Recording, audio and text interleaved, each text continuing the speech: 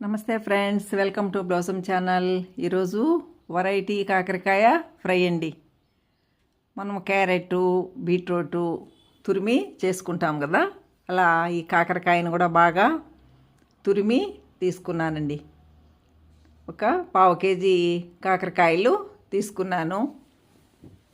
చిన్న కాయలండి ఇవి, నాటుకాయలు. వాటిని పైన ఇలా కొద్దిగా పీల్ చేసేసానండి. దీనికి క్రిమిసంహారిక మందులన్నీ ఎక్కువగా వాడతారు కాబట్టి అది తింటే అంత మంచిది కాదని కొద్దిగా తీసి పడేసేసాను.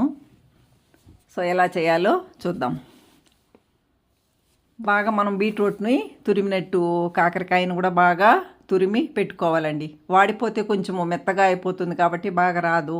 ఫ్రెష్గా మనము మార్కెట్లో నుంచి తెచ్చుకున్నప్పుడు చేసుకోవాలండి, తురిమి పెట్టుకోవాలి. సో ఎలా చేయాలో చూద్దాం. మినపప్పు, పచ్చనిగపప్పు, ధనియాలు, వేరుశనగ గింజలు ఇవన్నీ ఇలా వేయించుకోవాలండి. ఎండుమిరపకాయలు కూడా వేస్తారు, మనము వేయించుకోవచ్చు లేదా అలాగైనా మిక్సీలో కొట్టుకోవచ్చు. సో ఇలా ప్యాన్లోనే నూనె వేసి పోపు అంతా పెట్టుకోవాలండి. మామూలుగా షుగర్ పేషెంట్లు ఎక్కువగా వారానికి 4-5 సార్లు కూడా కాకరకాయని తీసుకుంటారండి. షుగర్ ఉన్నోళ్ళు కాకరకాయ తింటే షుగర్ తగ్గుతుందని, మంచిదని హెల్త్కి తీసుకుంటారు. అవంతా వేగిన తర్వాత ఉల్లిపాయ, వెల్లుల్లి వేస్తున్నాను, కొద్దిగా కరివేపాకు. ఇది వేగిన తర్వాత మనము ఆల్రెడీ తురిమి పెట్టుకున్నాం కదా కాకరకాయ, దాన్ని దీనిలో వేసి కలుపుకోవాలండి.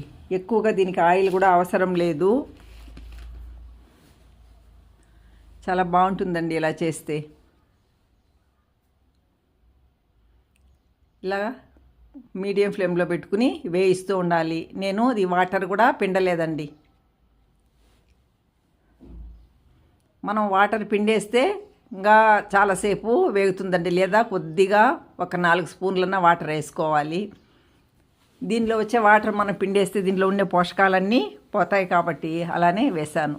ఆల్రెడీ మనం పప్పులన్నీ పౌడర్ చేసి పెట్టుకున్నాం కదా, అది వేశానండి. ఒక 3 స్పూన్లు మనం కారం బట్టి వేసుకోవచ్చు. బెల్లం అండి.